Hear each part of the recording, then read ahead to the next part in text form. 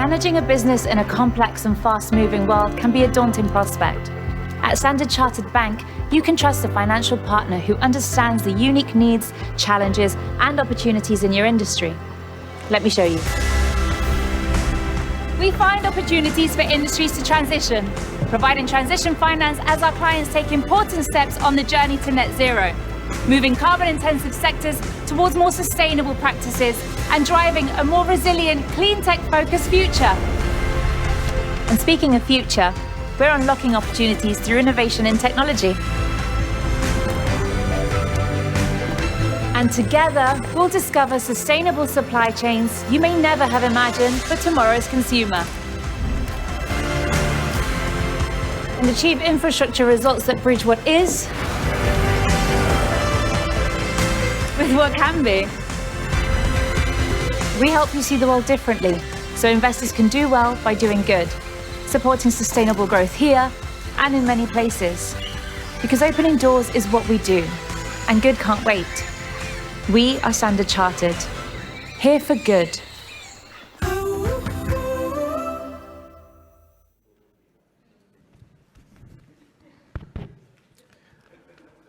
Ladies and gentlemen, distinguished guests, and our esteemed panelists, I wish you a very, very warm welcome and welcome you to this particular panel, which is on the role of the circular economy in achieving net zero.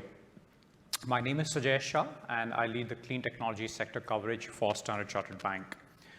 As most of you are aware, waste management is one of the most pressing issues of our generation. In this context, the circular economy has gained increasing traction over the last few years.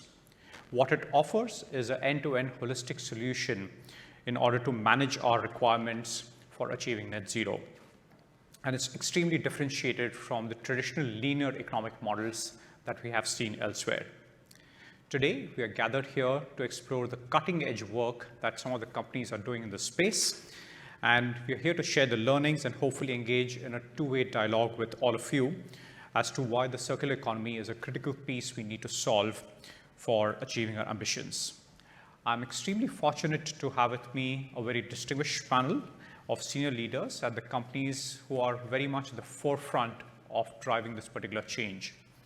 From left to right, we have Hannah Jones, who is the CEO of the Earthshot Prize. We have Jackson Goh, who's Managing Director, Environment at Keppel Infra, and also MD at Keppel Seghers. And we have Paul Fong, Country Director, Dow, Singapore, and Malaysia. Once again, thanks very much for taking time out for this discussion, panelists. And for the guests here, before we dive in, a quick reminder on the format. I do realize this is a post-lunch session, and we're having a discussion on waste out of all the topics. So let's try to keep it interactive. This is going to be a 45-minute discussion, and we will have moderator-led Q&A for the first about 25 to 30 minutes, post which we will open up for audience Q&A. So without further ado, let's begin with the questions. So Hannah, I'll begin with you first. The question for you would be around the role of the circular economy itself, and how do you think the circular economy plays a role in achieving net zero, number one. And number two, if you could also speak a bit about the Earthshot Prize and help promote, how does it help promote the circular economy? Yeah, happy to do that, and lovely to be here, and thank you very much to Standard Chartered for having us here and being such a good partner to us. So, as you said, I am CEO of the Earthshot Prize, and one of our Earthshot challenges is to get the world to a zero waste place. Seemingly impossible, and yet it will become inevitable, we think. In my prior life, I was Chief Sustainability Officer at Nike, and we obsessed waste. And what we began to realize that waste was gold, and that we could turn what we had once considered to have no value into new sources of materials, new sources of products, and new ways to create revenue. And that made my CFO very happy, which in the time, sustainability wasn't high on his agenda, and he would let me say that. But when waste came along, we discovered that, as an example, years and years ago, In the process of making shoes alone, we estimated, and this was probably 15 years ago, that we threw $1 billion worth of cut material on the ground of the factory floor and let it go to waste.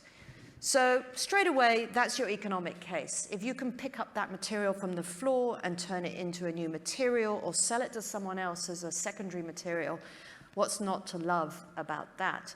Now extrapolate and think about the fact that we have invented this ridiculous idea of a linear value chain that has a start and an end that is a fantasy in our world.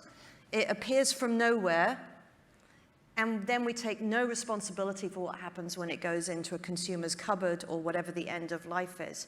And what if you could take all of those pieces of your value chain and make them all circular? And certainly as we look at it, we think that's an incredible opportunity. And we see the challenge and the constraints that most people see as risk and problematic. We see them as opportunity for growth and opportunity for innovation. So when I moved to the Earthshot Prize and saw that we had an Earthshot challenge on zero waste, I was pretty happy, because waste is the thing. We are seeing incredible innovation happening, and that's without the right incentives and without the right policy in place. So let me give you one example of just one of our finalists from year one called Sanergy. And I love talking about this after lunch, so sit up and get ready to feel really ill. Sanergy are based in Kenya, and they saw a couple of problems. They saw that the slums of Nairobi had no access to sanitation, and they saw that the slums and the hotels had very little of a waste management system. And they saw an opportunity to disrupt a few new industries, in particular the fertilizer, the animal food, and even human food. Let me put that jigsaw together.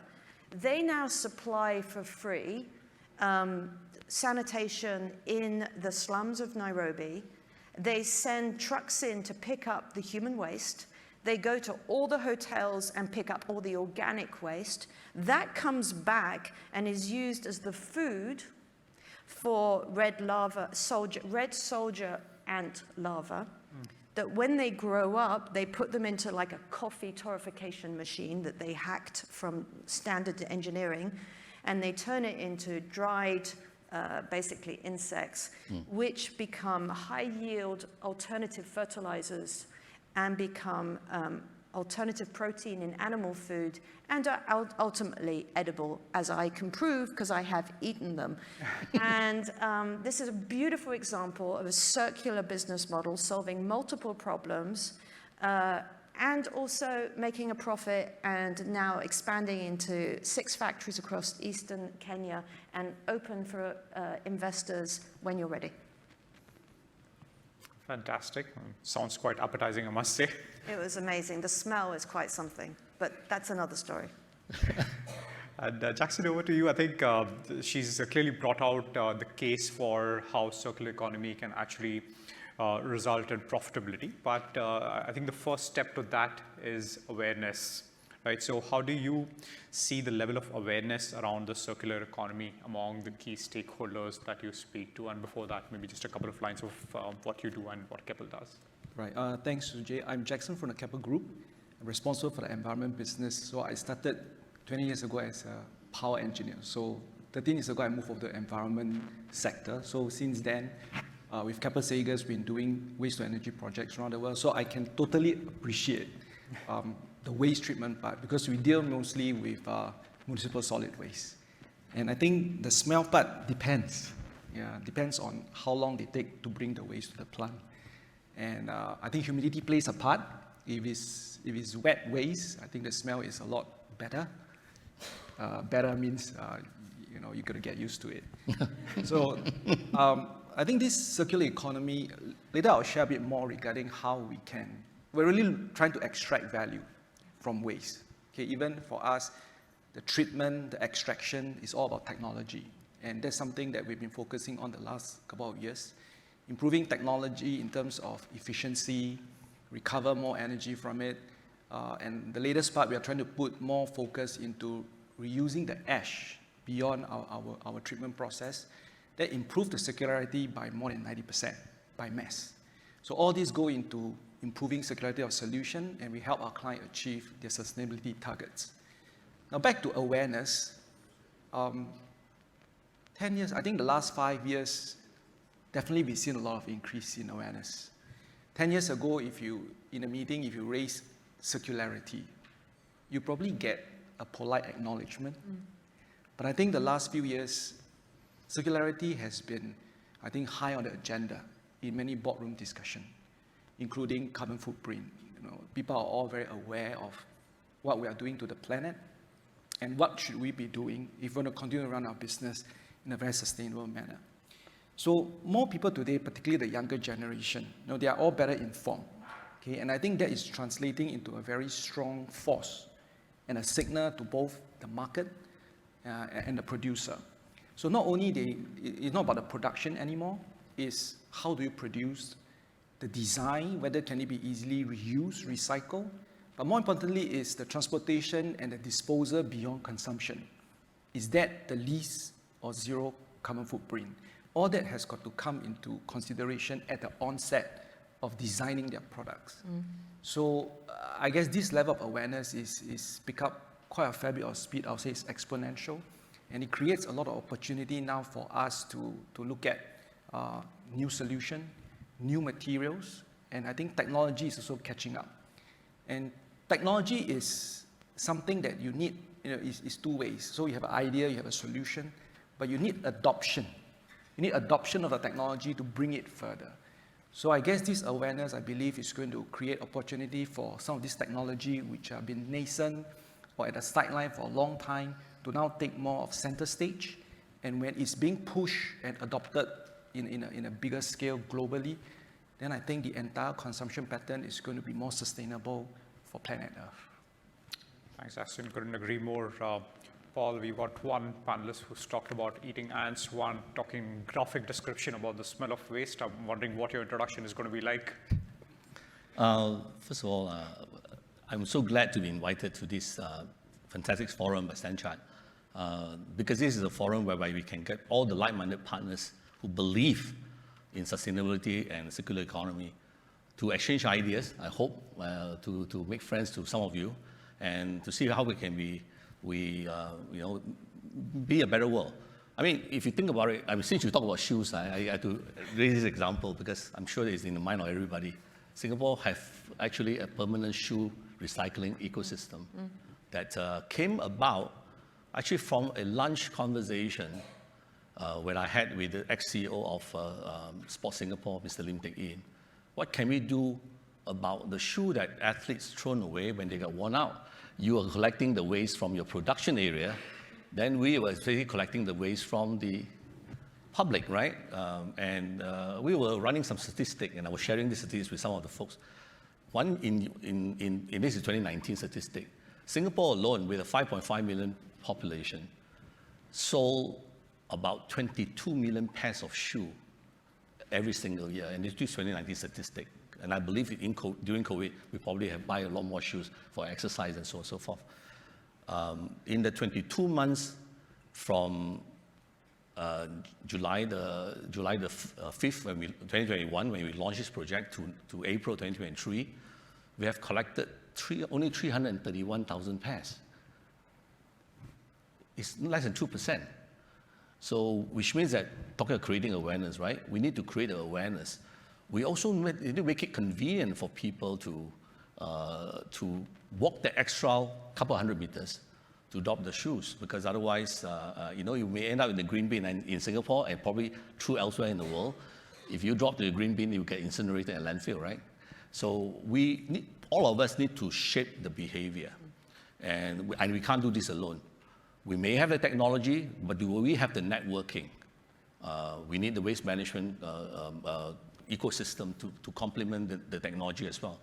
So in my day life, I actually the country director for Dow in Singapore and Malaysia, but I also sit in the Singapore National Standard Technical Committee on 3 important standards. One is circularity of material, one is the National Mirror Committee on Circular Economy, as well as the surface coating. So sustainability is in our blood. It's actually part of the company DNA, but more so because I truly believe in this. I'm not a shoe manufacturer. Maybe my customer is, but when I do this, I do it because I feel that it's the reason why we need to do this. So that's the introduction. Thanks, Paul. And if you could also talk a bit about the initiatives from a chemical sector perspective that Dow has been involved in and what's worked really well from your perspective. Let me start by saying, for circular economy to be successful, we need partnership, we need collaboration. We can't do this alone. We need technology. There are so many technology play out there. Even in chemical space, we have chemical or advanced recycling technology. There are so many service providers can do that. We don't have the network, the logistic, the waste management company. We need a robust ecosystem to make it happen, right? A lot of these things require quite a fair bit of investment, quite a fair bit of time and diligence.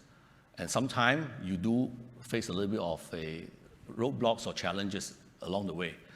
But only with collaboration we can make it happen. So I'm going to share with you a couple of examples of collaboration that we have done, and actually to demonstrate to you really the collaboration on the upstream, in the midstream, downstream, and the ecosystem, right? First, for example, Dow has entered into partnership with Mura and Valoregen. Mura, as you know, is the advanced recycling technology company, and Valoregen has both the advanced as well as the hybrid recycling. And Mura plant is actually co-located with the Dow plant in Germany. When it's become operational in 2025, we probably could reach 120 kilotons per annum of advanced recycling capacity at full run rate. And to locate them next to our plant is important for carbon footprint that you just talked about, Jackson, right? So that's one example on the upstream. Then we have a three-way collaboration with Libby, which is a leading laundry brand in China, in collaboration also with Fujian Kaida, which is the packaging converter, using our polyethylene technology to make a fully recyclable, laundry pots. And if we collect back the laundry pot, we can actually recycle it back, right? So that's another example on the midstream, right? We have invested in Mr. Africa. I think that's the first recycling company in Africa that's certified B Corporation. And that will help us to divert waste from the dump site, also help the community to uplift the community, socio-economic status, and address all the inadequacy in the supply chain gaps, right? And closer to home, as some of you may know, in collaboration with Standard Chartered Bank and the government agency like Sport Singapore, NEA, and 3 other partners. So this project has 6 partners to start with. We have created the world, probably the world's first shoe waste recycling ecosystem from collection from the public all the way to the processing plant and all the way to using it as a material for the infrastructure built like jogging track, playground, and fitness corner, right? So I just provided you an example of upstream, midstream, downstream, and the ecosystem needed for circular economy to be successful. And it's not easy, but I believe it can be done. And I share your passion, Anna. Thanks, Paul. In fact, it's an interesting point to bring up that you need a whole ecosystem to make something like this work. Question for Hannah is around the policy and the government support, right? And what do you think is the support that is required to really drive this going forward from an economics perspective in terms of government policy? And can you give us any examples of specific policy initiatives that have actually worked well? Yeah, I would say that the Earthshot Prize, we tend to not focus as much on the policy, but I 100% agree with you that this is going to only work at scale with an ecosystem play. And we need the policy to create a new level playing field and to put the incentives in the right place so that we can now go from linear value chains to circular value chains with all the downcycling and the upcycling that you spoke to. I think there's, as you said, there's the front end side, which is how does policy enable, steward, push, suggest, design for disassembly and design for circularity. I think that comes down also to the educational institutions and to the innovation institutions and technology institutions, and chemical institutions. Like, how are we thinking about design from the very beginning and closing that loop? I think the bit where it gets really difficult, and right now, you need to see how government can incentivize the shifts and how investors can crowd in with the right patience and risk appetite, is there are stranded assets that we all look at in the current value stream, and then we see the need to invest in new infrastructure to create the infrastructure for circularity at scale. And finally, you have to change consumer behavior. And that is the difficult one. In my experience, both at Nike and here, what we see is, I always used to say, what a consumer says and what they do is two different things. And it doesn't matter how much they say they're sustainable, if it's not easy, cheap, well-performing and good, and the performance isn't equal, they're not going to move over to scratchy toilet paper as opposed to new toilet paper. So you have to compete and make things as beautiful and as easy. And the issue is that we haven't built into our consumer behaviors this idea of reuse and value, because they don't actually necessarily experience the value in the way that they should do.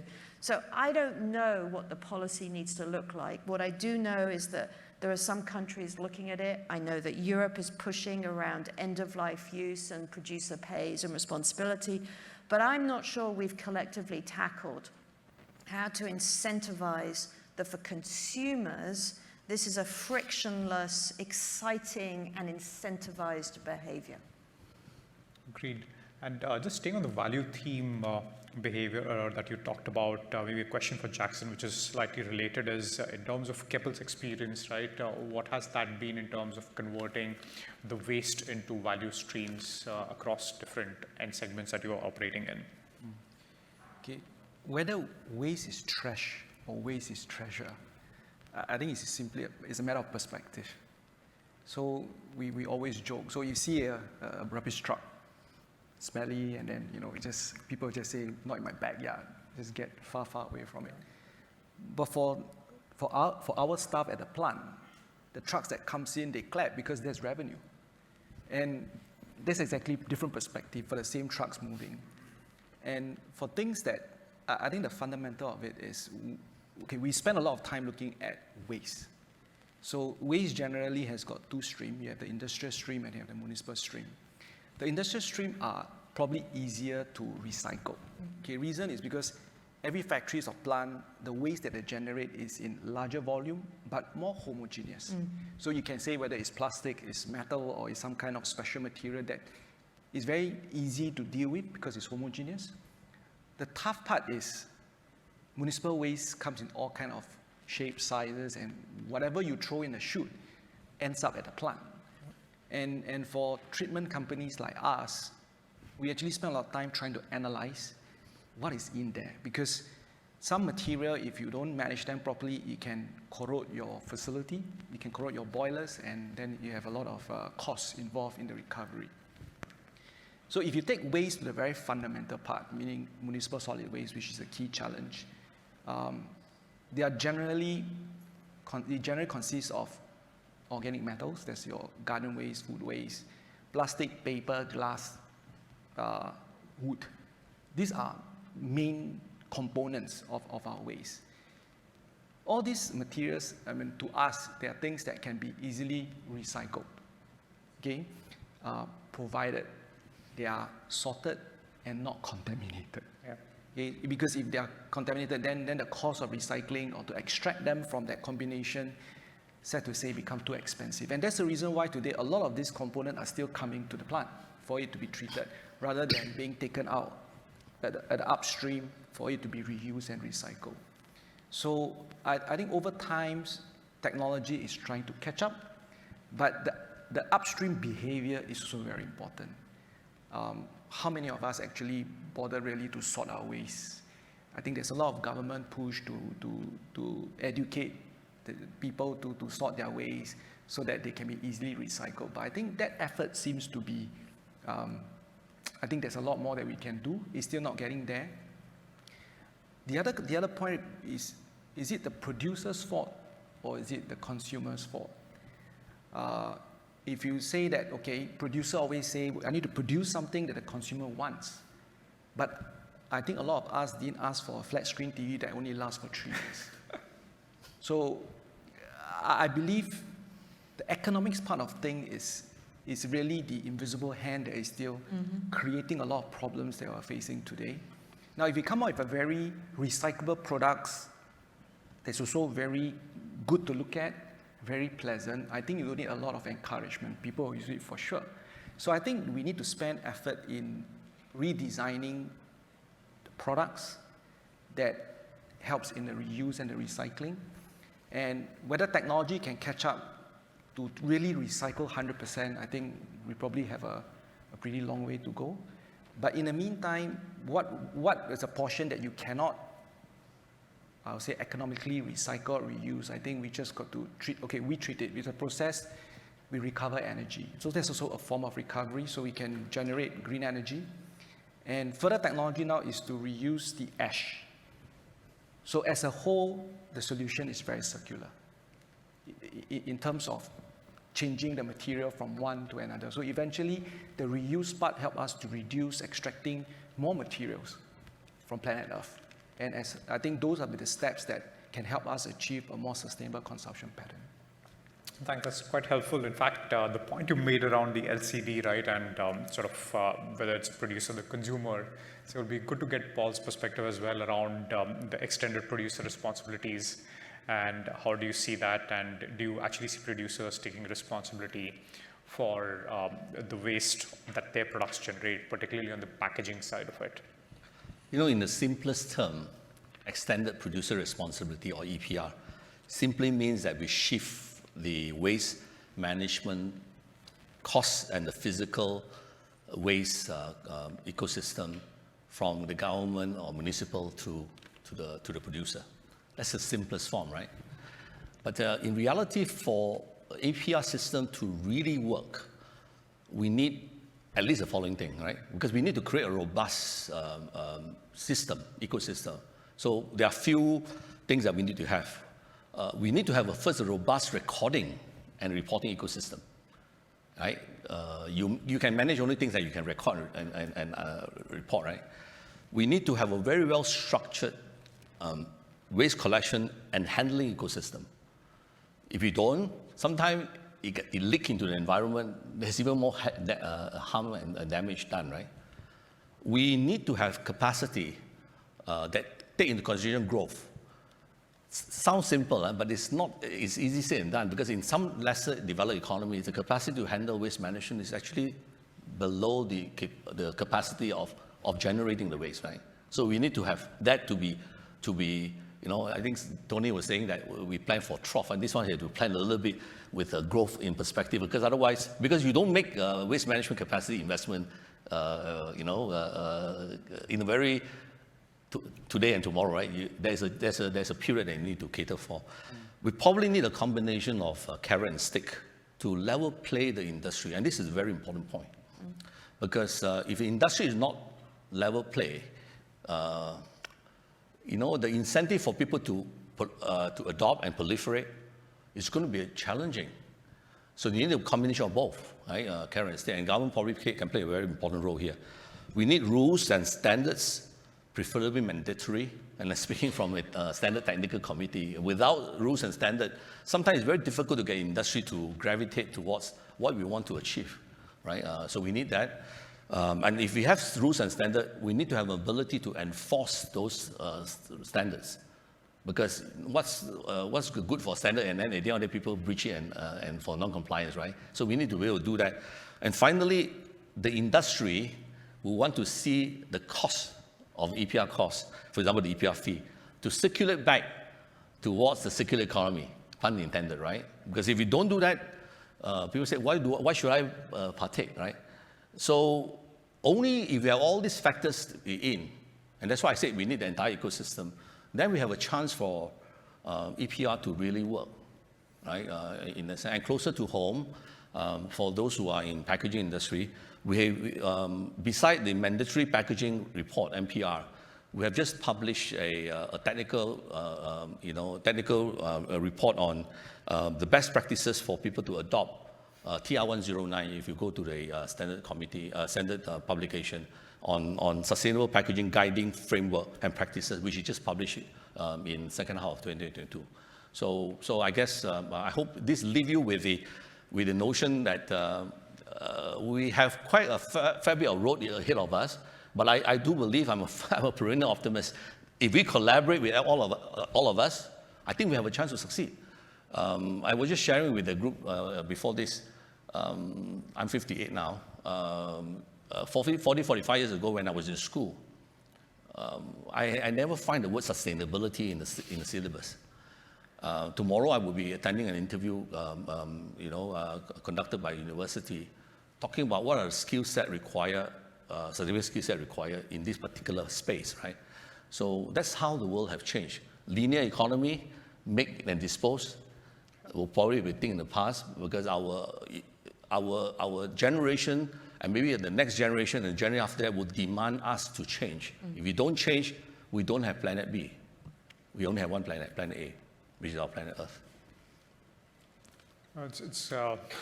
It's clearly a pressing issue in terms of not having a planet B, but sort of just changing tracks a bit. Paul, one of the downsides of attending a panel organized by a bank is we'll always bring it back to the capital. Sure. So one question, I guess, for all of you is around the private capital availability. So obviously you guys have talked about all the challenges. I've heard about policy. I've heard about consumer education that needs to happen. Sometimes the technology itself is not well established. But in terms of capital itself, how do you see the availability for some of the initiatives that you're focused on? Do you see that enough capital is available both on the debt and the equity side in terms of at least the requirements you have? Hannah, you want to go first? Yeah. Well, one of the things that we see is with the Earthshot Prize, we scour the earth for solutions. We're business model agnostic, so we look for not-for-profit, for-profit, government, city, anything that is a working solution and that is proven enough that you could start to move it into scale and repeat. So if you were a VC, you'd say somewhere around seed and Series A. And what we find so interesting is two things. One is because we're business model agnostic and we get thousands of nominations a year, we're starting to see patterns and trends that are almost potentially predictive of where the policy environment will be fertile ground for new entrepreneurs around issues such as waste. So I'll give you an example. In our first year, the city of Milan was a winner of an Earthshot because of the pioneering policy work they did around food waste and turning Milan into a zero food waste city in which all producers and supermarkets of foods had to make sure that the waste was given to food deserts and areas of poverty in the city at the end of the day. But what that also does is it signals to entrepreneurs, hey, this is a newer market opportunity. Let me come in and start to provide you with two-sided SaaS platforms to help do the transactions and think that through. So what we see are the green shoots of new possibility. But on the finance side, what we see still is whilst there are trillions in capital going to green, what we see is not enough patience and not enough risk in that early stage of the working solution. And so we're very intentional about how do we bring mission-aligned blended capital to help these working prototypes traverse the valley of death and go out to the other side. Because what we see is, who in this room didn't wish they'd invested in turning your bed into a new source of income? Right? We all wish we'd invested in Airbnb at a seed and a Series A. We didn't see it because none of us thought a bed in our spare room had value. But we're up here on stage telling you that waste is the new gold, and yet we still don't see a flow of capital into those seed and Series A at the scale that we need. So I would just say time to have FOMO and get investing and help with the infrastructure shift and the consumer shift to take this work to scale. Thanks, Hannah. I think your answer is quite clear. Maybe Jackson and Paul have a very different perspective given the organizations they work for, but very curious to hear their answers. Yeah, if you're talking about financing, so just to be clear, is those capital that's looking for a return? Yes. Because the reason why I ask that is that I think for proven technology and system that's available today, I don't think there's a lack of capital. But for the more nascent ones, whereby they are still not commercially viable, but they have a chance, I think there's a lack in that. But whether the private sector should be funding those, or should the government come up and fund those projects, I think it's a question that we can debate further. I think we need to put more capital in those nascent technology or some form of reuse to promote the reuse or the recovered material. So we are very big on recovery. The issue we face is beyond recovery, what do you do with the recovered material if there's no market for it? And there's no standard specification to promote the utilization of the recovered materials. And then that will drive, again, the technology that can more effectively recover. You know, technology, when we just came from lunch about this downward curve of the cost curve coming down, I think that has been proven over many technology development. We also see the same kind of projection, a wider adoption, more acceptance and adaptation definitely will drive the cost down. But this technology need to be given a chance. So I think private capital need to be more daring, more having a higher risk appetite, but picking the right one. And I think the return can be very high versus putting in a very proven technology. You don't give you an upside that's that great as compared to putting it in the nascent part. You could be wrong for 5, but just get one off the ground. I think the return is much better than those proven technologies. We should get you in front of our credit officers. Paul, do you have a perspective on this as well? Let me share a more down-to-earth story. 31 years ago, I first got married, right? And I'll share this story about something about environment, greenhouse gas emission, and so on and so forth, and leading to if the investor had invested in those kind of technology, they probably make a lot of money now, right? And I asked everybody here, you know, when you first have your own house, first house, when you were choosing the paint, what was your first factor that you consider? Cost, what else? Interaction, right? Sorry? Smell, color. Anything else? So I had the same exact thing. Color, smell, texture, cost, you know, But no one talk about health and greenhouse gas emission impact and so on and so forth, right? So the prevailing technology then was a lot of them a solvent-based technology. And to your point, if you use solvent-based technology paint, you have smell. And I still remember a few years back, I was painting a school with our latest technology at point in time, which is a water-based paint. And the teacher asked me, Paul, how come your paint doesn't have the smell? And therefore, are you sure it's a good paint? In fact, I was telling the person, if you smell the paint, it means that it's actually a bad paint. Because it's a lot of solvent-based technology, which will harm the environment and harm the people's health. So a few years back, we actually created these water-based binders that is used not just in coating and paint and so on, but also in the construction of infrastructure material, right?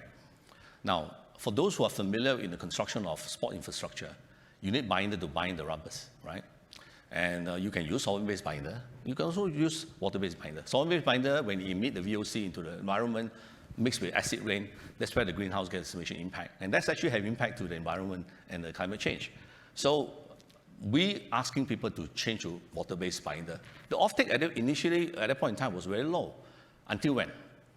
Until the children who play on those playground start to have bleeding nose because of the impact from the not so good, not so healthy binder technology.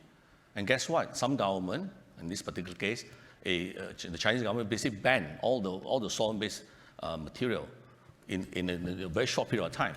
Now, for those who are invested in the water-based binder, suddenly see the revenue pick up so quickly, right? That's the investment that you talk about. Yeah. But you have to believe in first and foremost believe in the what you are doing is good for the environment, and hopefully over time you become profitable and investors will come in, right? But those who believe in the earlier part of passion, sometimes they have to bear a little bit of that particular challenges, you know, to your point about you wish the capital funder have a little bit of patience in doing this, right? So my point to all of us is that, you know, believe in the story and help us to go through this journey and create the ecosystem together. And if you're able to do that, I think the world will be a better place to be. And financier, by the way, play a very important part. Just even the shoe ecosystem, I want to make it convenient for people to drop the shoe in the entire Singapore. Standard Chartered came in.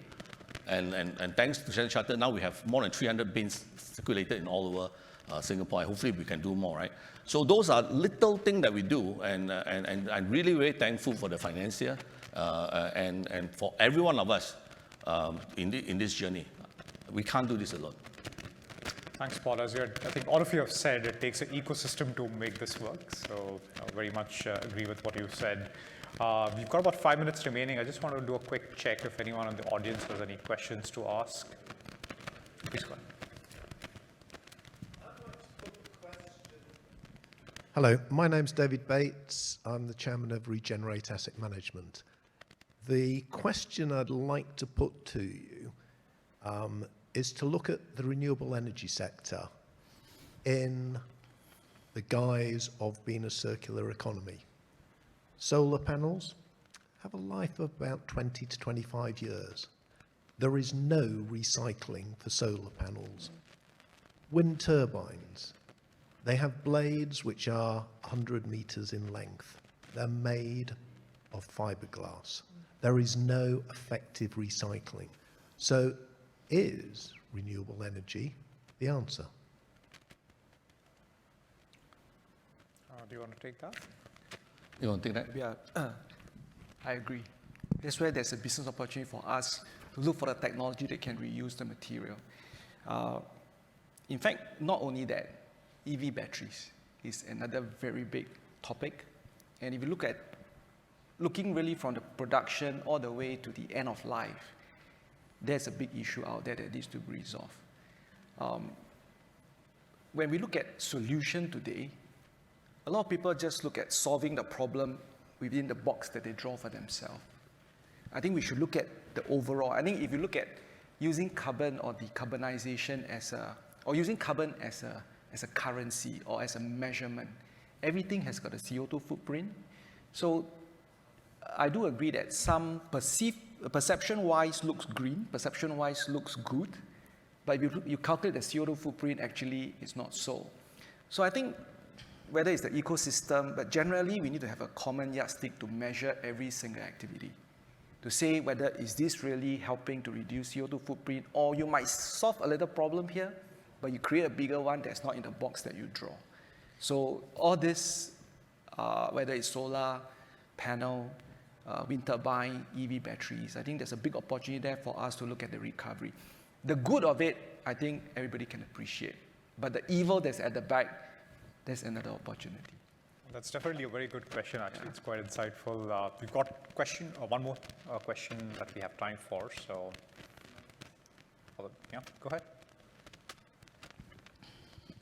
Hi, thanks. Adil Qazi from Standard Chartered Bank. So you all spoke about some very practical, sort of concepts of the circular economy, Milan, Kenya, other places. What are your thoughts on replication of those ideas? Because those ideas are, sort of could be replicated in different countries, different geographies. What do you all think would be the best way of replicating them across the globe? Because that's the hour of, need of the hour. Yeah, absolutely. Well, certainly when I can talk about Milan. So one of the things we've been doing with Milan since they won the Earthshot Prize on waste is to work with C40, which is the organization that represents the leading climate cities around the world, and figure out how we can make what Milan did a playbook that others can then implement across the world. So I think we're moving into an era where we need to be selective about competitiveness and understand that collaboration is going to be a key one of our tools for creating repeatability and scalability. And we need to come up with new models and franchises. Obviously, it's easier for the City of Milan to give away its IP than it might be for a commercial group. But again, I think there's some really interesting innovations happening where people are realizing that if I want the ecosystem to be birthed, I should give away some of my IP selectively and carefully, because it's going to enable all systems to rise and I will benefit from it. So I think this obsession with how you think about scale and repeatability, that is the challenge we all face. I actually don't think we've got a deficit of innovation happening. I think we have a real issue about speed to scale and repeatability happening. And I just want to pick up on the energy one, because in my entire career at sustainability, it is always about shades of gray and complexity and generational learning. And I think we need to be careful about not throwing babies out with the bathwater. I think what we have is an imperfect solution today, but we have to hopefully believe that generations are going to be, new generations of innovation will help turn it into both, you know, a real alternative to fossil fuels, which is absolutely needed from a carbon perspective, but also that those are closed loop in and of themselves. So I had to say that. No, I know, I understood that, but I just thought I've seen so many amazing first-generation innovations get destroyed because they have a one imperfection, whereas I think this is the patience thing, that I think we need to give space for us all and compassion that we are imperfectly walking towards something, running towards something, I hope. Thanks, Hannah. I think we are out of time, though, and that is actually a very beautiful way to end the session. I would like to thank all of you on behalf of the organizers and Standard Chartered Bank for making it here. A big thank you to the audience as well. A couple of quick things. We have QR codes. Appreciate if you leave your feedback. Number two, there are some light refreshments outside, so feel free to hang around and stay for a chat behind. Thank you. Thank you very much.